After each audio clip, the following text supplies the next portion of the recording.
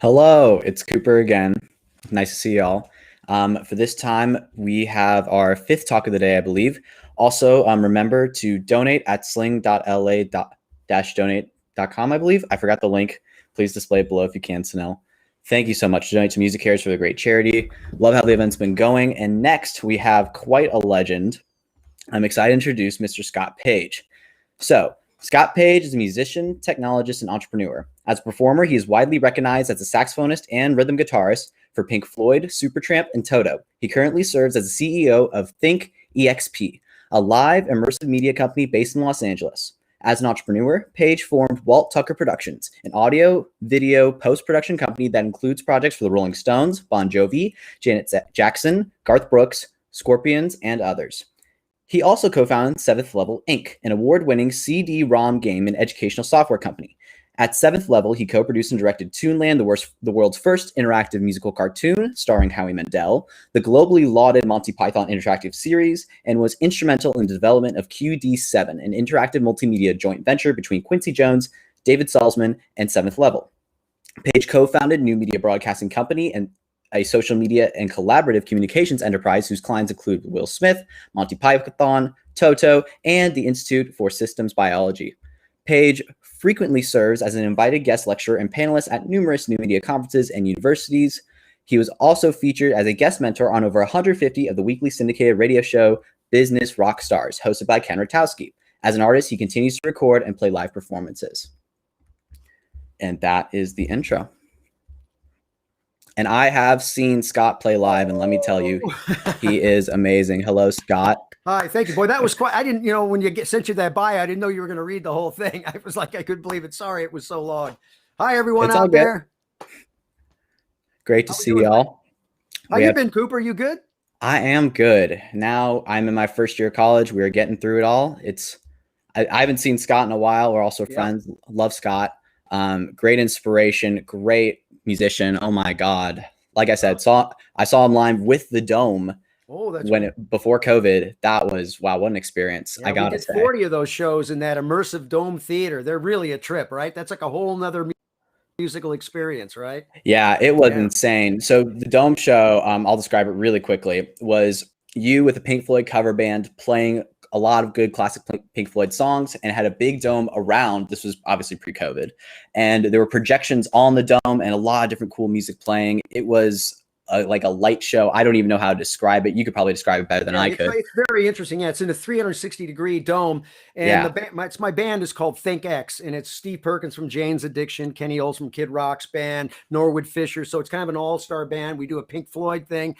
We actually sold 40 shows out in that space. And it was amazing. I could see why. Experience, my company, is really an immersive entertainment company, kind of looking at the new areas of where, where's the business today and now, especially when you can't sell music anymore, right? So exactly. And even now with COVID, with live events, it's been, going very crazy in a lot of different directions. And I'm glad you've been here to bring light on that and how to make money in the music industry. You're really great to have on. Thank you very much. Yeah, I mean, I think for everybody out there to realize that, during this chaos right now, personally, I've been kind of a serial entrepreneur. My father, I grew up my father was a musician. I grew up on a television show called The Lawrence Welk Show, which was a very early television and been around TV. My dad was a serial entrepreneur, and We had boat businesses, lighting businesses. We had a reed business. We had a candy business. We had over 26 donut shops at one time. So I grew up around, my dad was an entrepreneur, and all my life I've kind of been an entrepreneur. So I can just tell you, this is my fourth company I'm on right now. And I will say, in my entire life, this is the greatest time I've ever seen for an entrepreneur. There's so many problems that have to be solved right now. And there's so many new ways of things going on. I think one of the things that people need to realize, I mean, our life has changed big time because three drivers have happened. One, storage, bandwidth, and horsepower. Right here, you have a worldwide broadcast work in the palm of your hand. You have access to the audience. Really important is you can take the order, so I can take the money. So you can now build your own business. And, I've been really focused around that. And just with Think, I'll just throw this out before I get into the formula that I want to talk about. My company, Think Experience, when this all went down, we were going to have the biggest year we were going to have for our band. We were, for our company and everything. We were supposed to play at Jazz Fest. We were going to Europe. We were just in the midst of putting a 1,600 seat, the most advanced immersive theater in the world, up at the Queen Mary. And then this hit and everything stopped. So I got up the next morning and I went okay, everything's done. No revenue, no nothing. We're finished. But then I thought, okay, in this confusion is the time to look. So I started looking at where are the opportunities, and really where it's at right now is, first of all, for artists out there, if you're a musician or whatever, you can't sell music anywhere. There's nowhere to sell it. Where are you going to sell it? You can live stream, but that business model is really tough, right? That's like, I think what the money is roughly $4,000 to $5,000 per million streams, right? Well, the only problem is it's like 98%, only 2 to 3% of the entire Spotify catalog reaches 1 million streams. So horrible business model. So the question is where is the money now, and what can you sell? Well, the things that you can sell is the relationship, right? So you can be, if you're an online star, you got something, you can sell that relationship. You have the experience is the second thing, which is really important. People will pay for an experience, like you pay to go to the dome shows. When we were doing those dome shows, we were averaging $80 a ticket. Why? Because it was an experience, something people can go to, right? Because there's medias everywhere right now.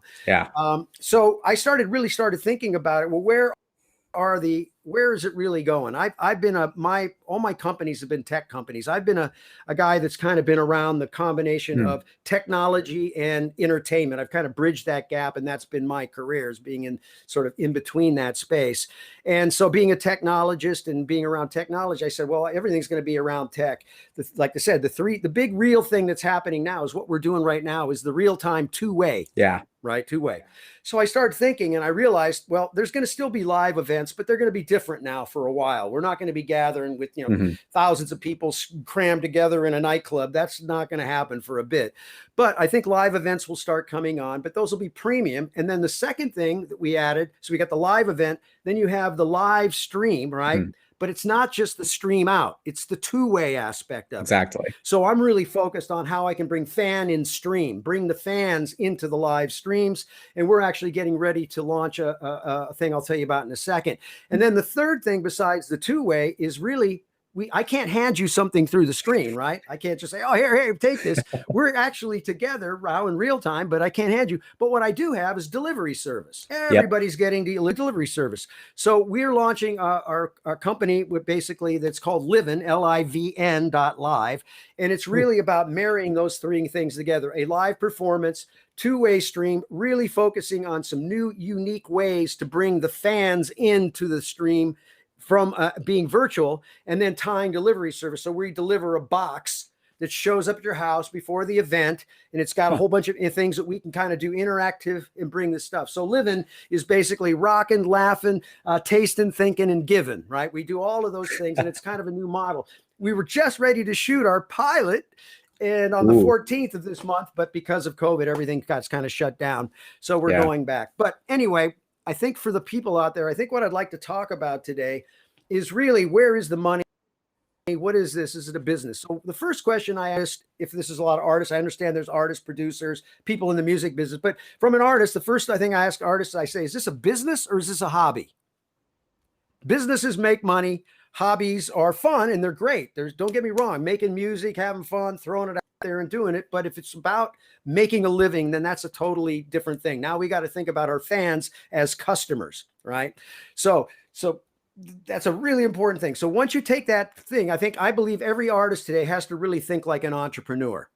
And so what I've done is I've built a model that I've been lecturing on and teaching for quite a few years now, like at least like 3 or 4 years.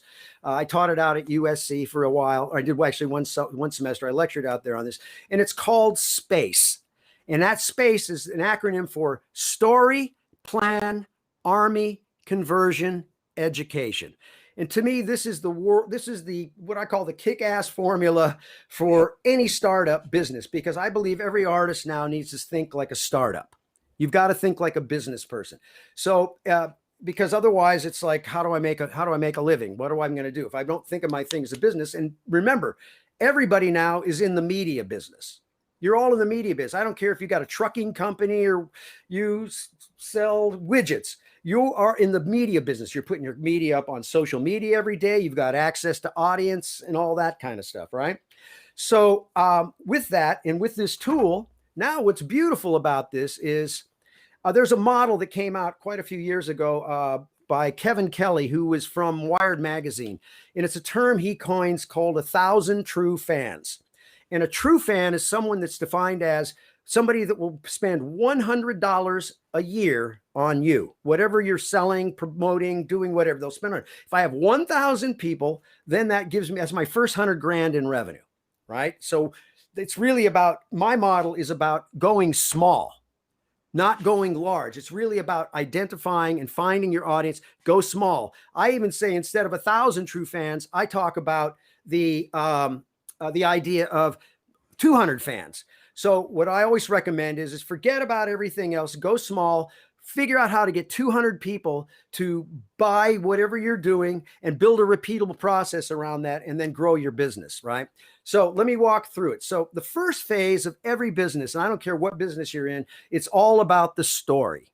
And I don't mean the story that is like, hey, I'm a guitar player. I'm from Cincinnati. I grew up. I played guitar. It's great. No, nobody cares about that story. So I ask us, what do you stand for? And the other question I ask every artist or every business is, what problem are you solving? Right? What problem? Which is critical. And most artists say, well, wait a minute. I like to sit around and, smoke fatties and play a guitar, right? That's fine. That's the hits game, right? This is different. This is really about finding some place to build your audience, create a rally cry. So the story is really, really critical in what you stand for. So you want to find something that you can create to create a rally cry.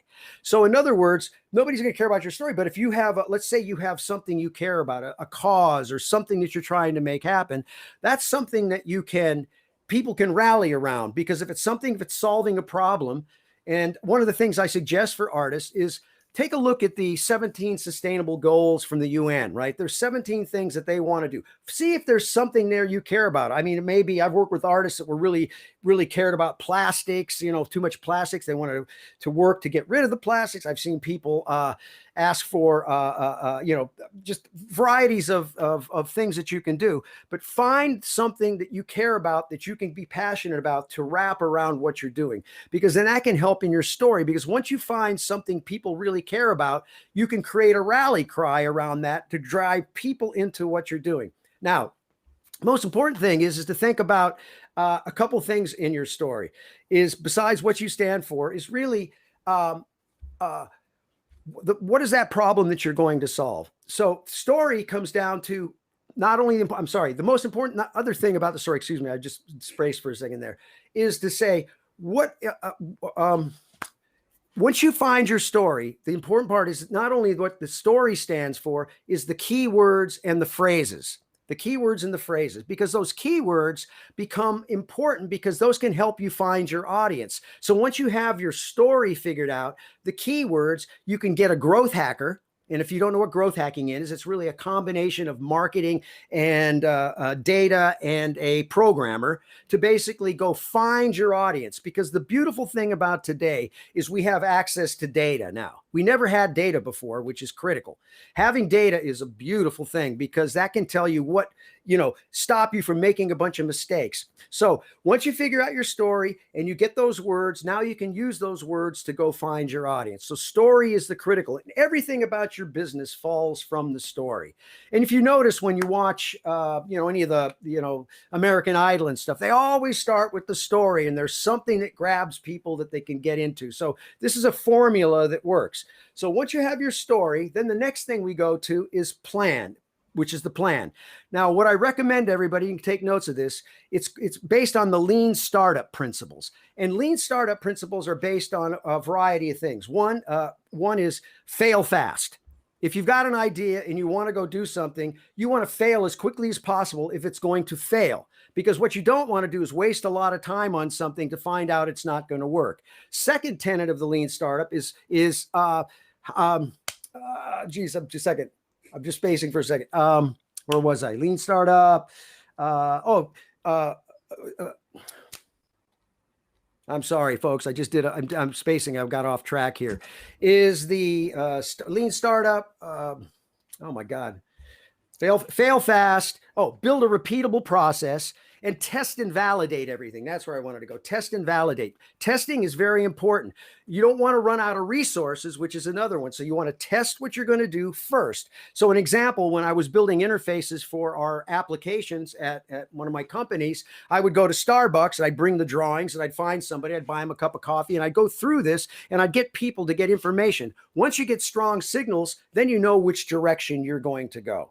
So quickly, you want to fail fast, find a repeatable process. Once you find that repeatable process, then you want to grow. One of the last things of lean startup is you want to find the smallest thing that you can do that can give you the biggest bang for your buck, right? You don't want to go boil the ocean. You want to find the small thing that's going to help you build it. Now, how do I do that? Well, I recommend, first of all, everybody look up lean startup, learn about the movement. Silicon Valley, that's how they build and find all their companies now. It's built on the lean startup model. And there's a thing that goes along with the lean startup, which is called the lean canvas, which is a one-page business plan. And this is really important. You can go to leanstack, LEANSTACK.com. It's either .com or .org. I can't remember, but Lean Stack, and you can take and get yourself a lean canvas. You can sign up. It's free. It's basically 9 boxes. It's got 9 questions in it. And what it makes you do is it's interactive. You can go through and you fill out those boxes. Each box will ask certain questions like who's your competition, what's your unique value proposition, and a series of things to make you think and ask questions about your business and answer these questions. But the most important part about the lean canvas is it whittles things down to a point and tells you what you're not going to do. I see so many artists so often where they want to, I'm going to go make an album and I'm going to do all this stuff. And once I do that, I'm going to get out there, start my social media, and I'm going to go sell my album. Well, first of all, nobody's buying albums today. I mean, there's a market obviously in the vinyl and stuff that's there, but in general, it's not very, it's really a singles market these days. So you want to, whatever you're going to do, figure out what it is, what's the smallest thing, and you can grow. So leanstack.com, learn about the lean canvas and that. And then the second thing in the planning part is really, since you're a media network, what you're doing is you really need to think like a network. So if you think of ABC television, they know what goes on Tuesday at 4:00, right? Or they have a schedule and they pre-backdate content. So it's really important for artists, instead of playing the catch-up game every day, I'm just making something up and I'm going, you want to be able to start creating content early in the game so that you can have it backdated so that you know that you can set it up and put it onto some form of Sprout Social, where you can automate things and find specific days and times and when's the right time to do your post and the right hashtags and all that kind of stuff, so that you get that together. So you want to build yourself a media calendar and try to get at least a couple weeks ahead, so that you've got it. You're not chasing the dragon all the time and just trying to stay on top of it, but planning so that you can plan exactly what your messaging is and all of those things that you need to do to make sure that you're gaining value. Because the key is now you need to build your audience and grow your audience, but it's not about the size of your audience anymore. It's really about how engaged they are. Remember, it's 1,000 true fans. And your true fans are the ones that are going to make you the money. Because what we know about true fans is, number one, 60% of your revenue will come from 3% of your audience. That's really where the rubber meets the road. So you want to identify those super fans, and that becomes a very important part of it. So that means we go from the planning stage, we now go into the what I call the army. And the army is based on a couple things. One, the influencers. So every time I've ever started a business, I don't go out and try to get a lot of people. I focus on influencers first. I try to identify the influencers. What's beautiful is you have YouTube. I mean, you have social media and stuff. You can find all the information on people, learn what they're about, what they care about. And you want to find those influencers that are going to be valuable for your business. And a way to start that is to start with the sphere of influence around you right now. And it may be, if you're a band, you might have 3 or 4 other bandmates. Get together, figure out who you know, who are the people that are really valuable around you that you have access to, that I can, number one is just pick up the phone and say, hey, Bob, man, I'm doing this thing. Will you help me out? Because you've got a relationship. He's an influencer of some sort and can help you. And if you figure out the idea of what value you can bring to that person, because whenever you go into a meeting and you're thinking, you want to find out the with them, what's in it for me, right? But not so much me, but the person you're going to see. By identifying exactly what's important to them, then you can basically design what you have to fit to them, so that they're going to be a much better answer. They're going to say, yeah, I want to get on board, because what you've done is you've created value for them. Right. So influences. So find the people that are around your sphere. Find maybe one of the guys in the band, or your friend's dad owns a bank or a business that you can somehow figure out how you might be able to work with as sponsors and things like that. So really find those influencers. Because having an influencer, the other thing that's important is it's much better when somebody else is selling you. When you go in and tell somebody how good you are, that's tougher than when having somebody that just is telling you, wow, you got to check these people out. This is great. So finding those influencers. The other one is what I was talking about, is the super fan. The super fan is the people that you are going to generate most of your business around, and that's the place you want to focus first. So if you have specific fans, let's say you're playing clubs, if you're an artist, who are those fans? Do you know what they do? What value do they do? I did quite a while ago. We did when I was working with Monty Python, we launched Python Line. And one of the things I did is I created the Python Army. And the Python Army was about 25 people. I asked for Photoshop artists, videographers, bloggers, and all that. We brought a team together, and it virtually cost me nothing. They were part of the fan group. They loved the band because they were super fans. We got some signed posters for them. But when we did a campaign, we actually generated about 5,000 pieces of media out of that 25 people. It was called the Brian Sightings. It was launching the rerun of reissue of the Life of Brian. That was it. Sorry, I'm a little tired today. Life of Brian. And so we created this campaign called the Brian Sightings. We created these little Brian pictures and things that people could download and take a picture, put it in their spaghetti, and there's Brian in the spaghetti. I had people take every famous photograph, Photoshop. People put Brian in every famous photo I could find, the Last Supper, and on and on. So the idea is building campaigns, get those super fans around what you're doing. And those super fans can be part of your team, because you might find one of those super fans is a Photoshop person, or a website builder, a webmaster, and that may be what you need, because building your business really takes a team. It's very difficult to do something completely by yourself. It's good to find people that are around what you do.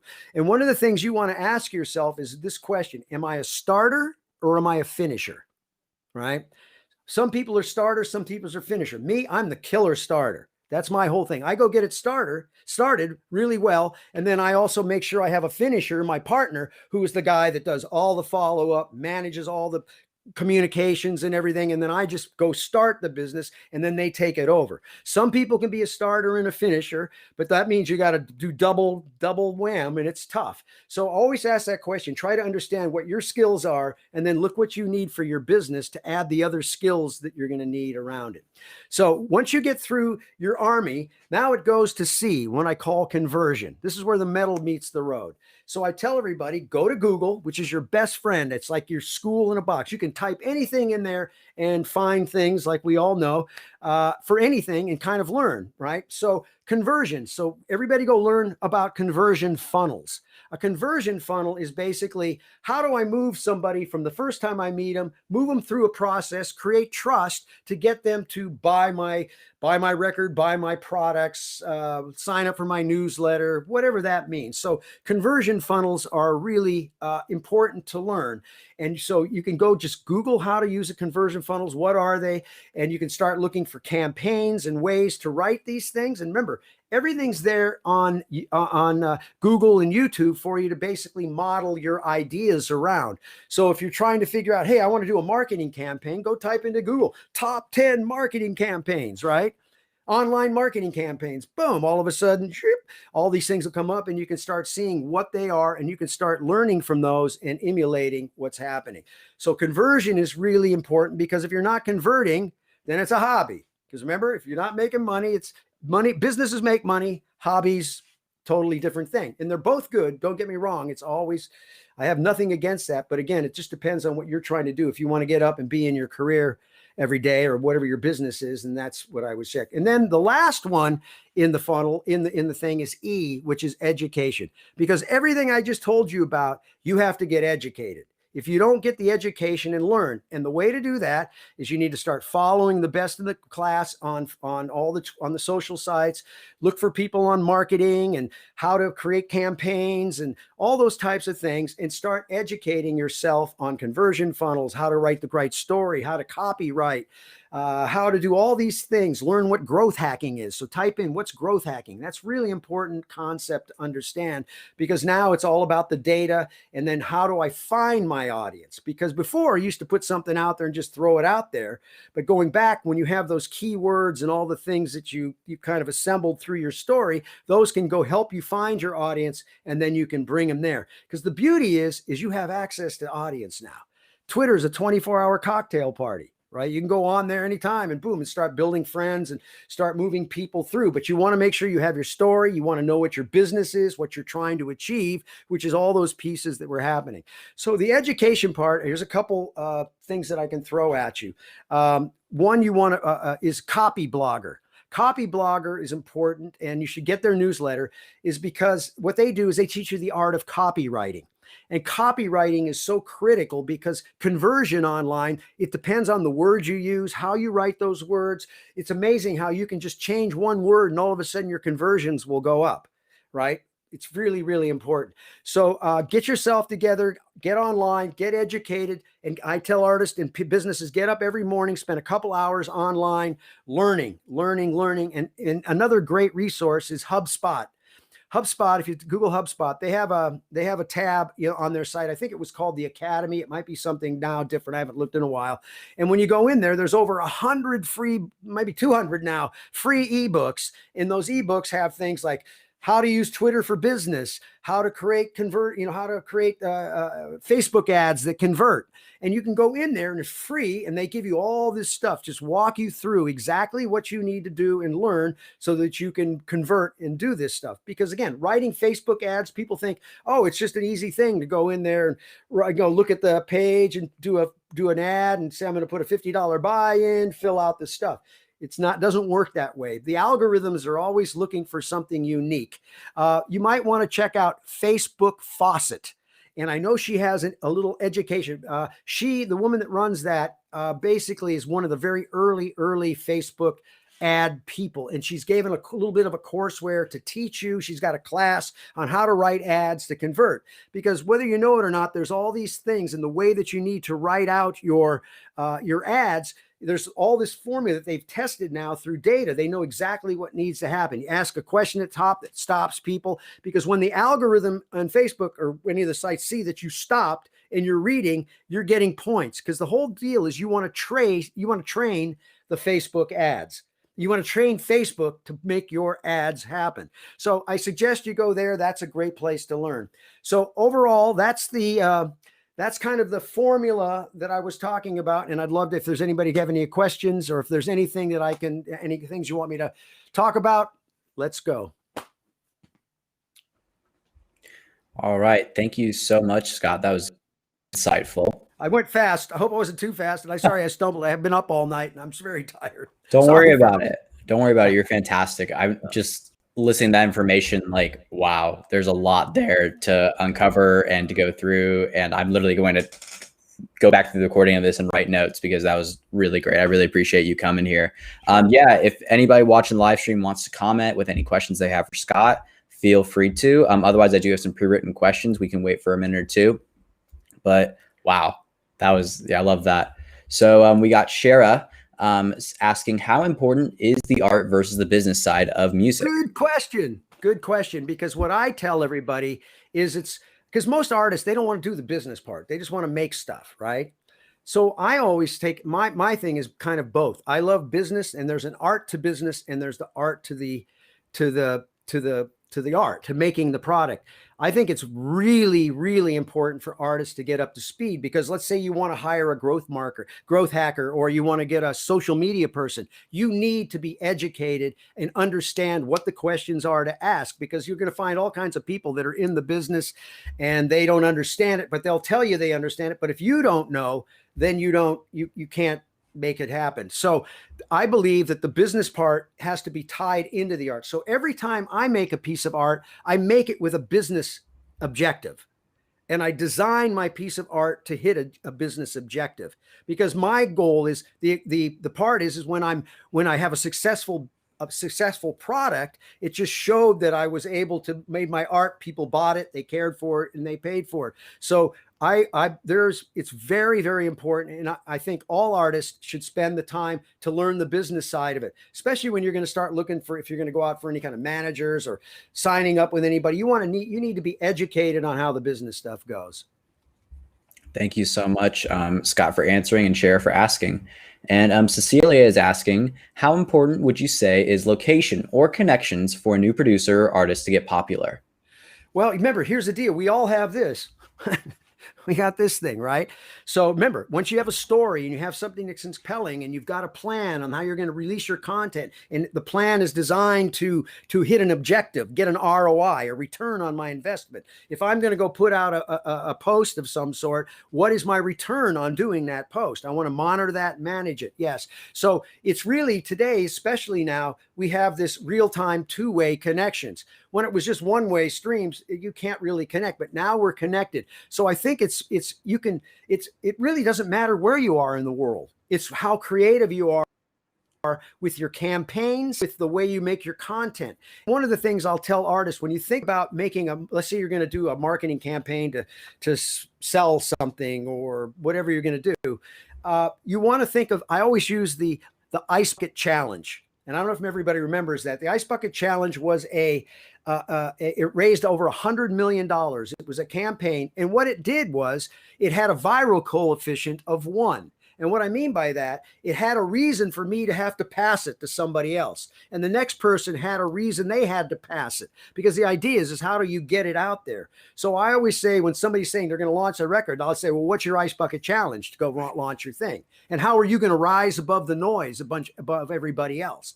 Because we're inundated, media. I have so much media now. People are sending me albums. I don't even have any time. I don't want it. I can't take it anymore. How do I rise above the noise? I got to have the right story and the right value proposition that makes it you. So you can virtually do it anywhere now, as far as in the world. Now, the question is do you have access to the artist if you're someplace, and those kind of things? It depends again. But for most producers, if you're in your town, you've got your artist wherever you are, you can make it. Listen, the tools are so cheap.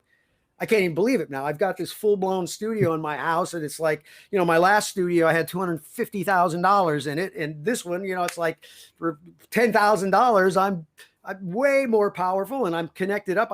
My engineer he lives somewhere else. We're on Source Connect, and he runs my machines. All I have to do is set up my mics. I don't have to do anything, and we're in business. So because of all this two-way connection stuff now, we have the ability to do it from pretty much anywhere. Awesome. All right. And another question from our very own Sumit. Make sure he is on the live artist panel tomorrow night at 7:45. So make sure to tune into his talk. He's very interesting, very good artist. He is asking, do you think that making art with business purposes can take away from how genuine the art is? Good question. It depends on how you look at it. So for me, I look at it from the business, and then I'm designing the art. Because what it does is, when you think about what you're going to go make and what your objective is, it puts you in a box. Right? It forces you to think down, figure out in another way. So again, I look at it this way. I figure out kind of where the business, where's the market, where's the business, and then I figure out how to fit that. Now, I totally, as an artist myself, I get it. There's something about just being free form and going and making stuff, and that's great too. Again, it really becomes part of the objective. Is it like, am I going to go build my business, or am I going to go make just a piece of art and hope a few people are going to see it? Or am I going to try to make this piece of art something that's valuable that I can sell? It's a tough one. You've got to be careful, but that's why part of it is when you're putting your business together, you want to build your team and make sure you put people in the right place. Because maybe your part is really the business, is really the art part, but you have somebody else that's focused on the business that's part of your team. So it's a fine balance, and I totally get it. But for me, I always try to think of the business, where I'm going to go, and then I design my art to fit the business, and it works for me anyway. All right, got you. So yeah, I don't think we have any other questions from the chat. I did have a list of questions for you, but you did answer a lot of them, I will admit. So I'm going to throw a little fun question at you. All right. Just for the viewers, I think it would be interesting. I'm curious, because you carry such great energy, because you're obviously very knowledgeable and you've gone through a lot of entrepreneurship, what has inspired you? What has kept you going throughout this time? Well, being curious, number one, being very curious about things. But, you know, for me, I can just tell you the most important thing, and I'm glad we're asking this, and it was something we talked about earlier, you know, really taking an inward journey. In other words, really learning what is real, what's not, how not to get all confused, and how to be more present and make things happen. Because what I was telling you earlier is, everybody out there, just think about this concept. This is a fact. The only thing is real is me talking to you right now. Yep. 2 minutes ago it's an illusion. 2 minutes from now is an illusion. Exactly. And then our biggest problem we have is time. Time is what causes the illusion of time. Time is a complete illusion, but it's what causes us to go crazy because we're living in the future. What if this doesn't happen? Oh, despair, despair. Oh, what did that person do to me? Oh, I remember that. And then I'm held back when in reality, it's not even real. Right? It's just something. So you're identified with thoughts. So for me, the most important thing has been is really taking that inward journey. I meditate a lot. You know, I get up with your dad every morning at 7 o'clock in the morning, and we do Wim Hof breathing, right? It's a great thing. And then I meditate afterwards. And what that does is that basically really centers you, and it makes me much more creative and less pained by things, because so many times people will put all their eggs at this thing this goal that they're going to hit, and it's all fun for a while, and then all of a sudden the goal starts swifting off track, and then it's like despair, pain, suffering. Oh no. Because what I will tell everybody here, the only thing it's about the journey, right? It's about the step you're taking right now, because it's the only one that's real. So if anything, I can tell anybody out there, there's nothing more important than that inward journey, because that also unleashes the creativity. What I realized through the years, I remember I used to play gigs, and I would come home from my gig, play a lot of club gigs. And every night I'd put my cassette machine, that was when we had cassette machines on my amp, and I'd record myself, and then on my way home, I would throw it into the car, and I'd listen back to see, you know, how was my time, my pitch, and, you know, what did I play, just to kind of critique myself. And then I remembered over probably about a 5-6 year period of time, there was like 4 or 5 times where I played like I never played before. I mean, I'd listen back and I'm going, is that me? And it wasn't until I started getting into meditating and all of that I realized what happened is I stopped thinking. Yeah. Right? Thought dropped and it just started happening. Right. And so I realized, oh, that's really it. What gets in the way is all the thinking. When you try to think things too hard, that's like when I go in and I do play on records and stuff. The first thing I tell the guy, I said, okay, humor me, would you? I said, don't tell me anything about the song. Got some tracks, just put the thing in record and just let it go and give me 3 takes top to bottom. And let me just throw whatever I feel on before we start to talk about it. Because what happens in that is you capture something that's totally different. And so I always believe in the first, second, third take, because there's just something more there until when your head starts to get into it, it's a different game. So yeah, this whole inward journey thing is so important to your business, to your art. You will make better art. You will do everything you do better. Will be, and more importantly, your life will be more fulfilled, because you're going to wake up, boom, you're 50, and boom, you wake up, you're on your deathbed. It goes that fast. It's like, boom, how did that all happen? Right? How did this time even go by? And what is it? Now you realize, I mean, I've read from all the books I read for you.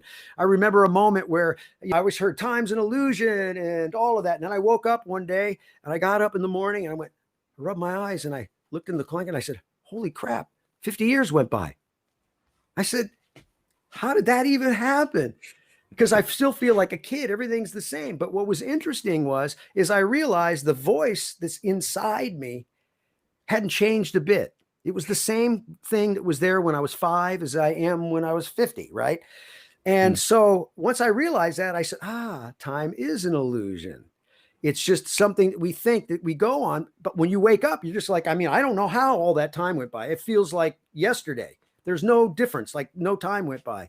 So most important lesson, everybody, take that inward journey. Start learning to meditate. Start getting into that. It'll help your business. It'll make you way more creative.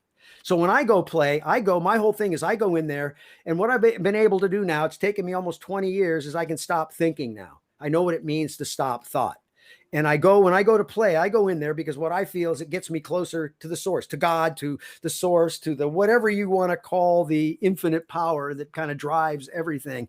And I play better. My solos are better. They're more authentic. And it's just really something that's really important. That's awesome. Very inspiring right there. We have a couple more questions in the chat if you'd like to answer. Yeah. Let's start with Cooper. Not me, but another Cooper. How do you think artists should change or adapt to grow now in COVID? Well, that's what I think here. See, because now what's happened, we're forced into this world, this two-way world that we're in right now, right?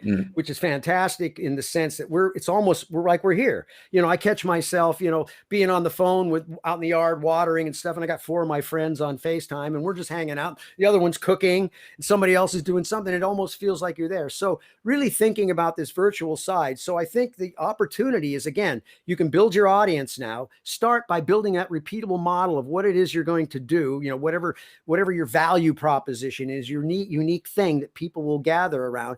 And don't even go for the first 1,000. Try to build that first 100 and build something to get 100 people that keep coming back and care about what you're doing. And then you can kind of grow from there. So I think in COVID, it goes back to, if you're an artist, producer, whatever, everything is about experience now. People will pay for an experience. They won't, no place to buy a download. Now, I looked at the thing, the question, which was the question was, singles market, right? Yeah. So think about, is that the one question about singles? What was the question again? So we have 2 questions. We're going to skip. I was just answering. I'm sorry. So the one you're just answering is, how do you think an artist should change and adapt to grow now in COVID? Right. So the key is to look at the opportunities. I think streaming has a real opportunity, but the real opportunity lies in the two-way. It's not just the one-way outward stream. It's about bringing the audience into it. So we just did a test. You're seeing more of this now. We went in and we put 18 80-inch monitors around the band, 10 feet around the band, and we brought in the entire audience. And then we rocked for them. We took questions. We hung out. And what was interesting, it was like everybody's in the front row because they all have the same size square, right? So we had everybody, all our friends all over the world, and we took requests, and it was really cool. It was thing. So that's a really interesting model, is figuring out how you can bring the fans into it. And that's part of the area I'm really focused on. I'm actually have launched 2 patents in that space of how to bring fans into a live event through video and bringing them in through different ways, because I see that being the bigger opportunity. And then the other thing is thinking about that live experience, but it's a premium experience. So if you think from a business model, you can build a business model around the people that can come. And let's say it's, you can have 50 people at your event, but let them bring 4 or 5 friends with them virtually, and bring them into the business. So they get to come with you, but they're just up on the screens and you're there live. So there's ways of thinking about how to bring that fan into. And then the third is really look at delivery service, because deliveries I can have anything shipped to my door. DoorDash can drop off anything. So like with our show, we open the show, the pre-show, we have wine tasting, and I have a great wine person. We ship the wine to the house. People get the wines out. We taste the wines together. We do the stuff, we rock. And then we have all kinds of fun things that we can actually do together at the same time. So I would say, look at those types of things. Technology will drive everything right now, and really think about that two-way and live streaming. Think about the interactive part, and then think about obviously the delivery aspect of what you're doing. Awesome. And then this is probably going to be our last question of the day. We're going to focus on Colin Jagger. Since the market weighs so heavily on singles now, is it ever worth releasing an album? Many popular artists still release full-length albums, but is it possible to build a career just on singles? I would suggest starting with singles. See, when you say the popular artist, that's somebody that's already got a huge base that is looking for that. Now, I'm not saying there's not these concept album that somebody might do that they may have. And again, that may be your strategy, but for the most part, this is a singles world. I mean, look, if you do anything bigger than an EP and you try to get it reviewed, it's very difficult. Nobody's going to go sit down and listen to 12 songs or 10 songs. They're just not going to do it. So I believe that the singles world is where it's at. And I would suggest starting with a cover, but do covers in a very unique way. I mean, this was the Justin Bieber thing, right? He was this whole, all start out with covers. Why? Because everybody knows that song. Why? Because I can tag it and people, or the song's already known. But if it's a fast song, maybe I'll do it as a slow tune, as a ballad. I might take a classic rock song and turn it into a punk tune. I mean, you need to mash it up, mash things together in unique ways to make it different. But I believe the singles world is really for, especially for somebody starting out, build those singles, figure that out, use that to go build your audience. And then really it's all about relationship. Right? You want to build relationship, build your own audience, because here's the rule. Whoever owns the audience wins. And the good news is you don't need that many. If I have 1,000 paying me, you know, spending $100, there's my 100 grand a year. And if I got 5,000 people that care about what I am, there's a $500,000. That's a nice business, right? And then you can grow from there, right? So it's really about going small. Think small, go to those, you know, and think even hyper local. I think that's going to be incredible, because remember, you can start a live stream on a local basis now and tie it to a club you're at and tie it to the restaurants to deliver food to your show that's there. People are at home, and it can all be in a local area. So there's a lot of opportunity, I believe, in the hyper local model of just local areas around where you are, because part of it, walking around, you're going to you're seeing your friends, there's your audience right there. So build your audience, start small, build that repeatable process, and grow from there. Singles, I think, is a good way to go. Thank you so much, Scott. Once again, your talk was extremely insightful and inspiring. Always great to have you. I think this was fantastic for you to be on. I'm so glad that you got to be a part of this. And yeah, thank you.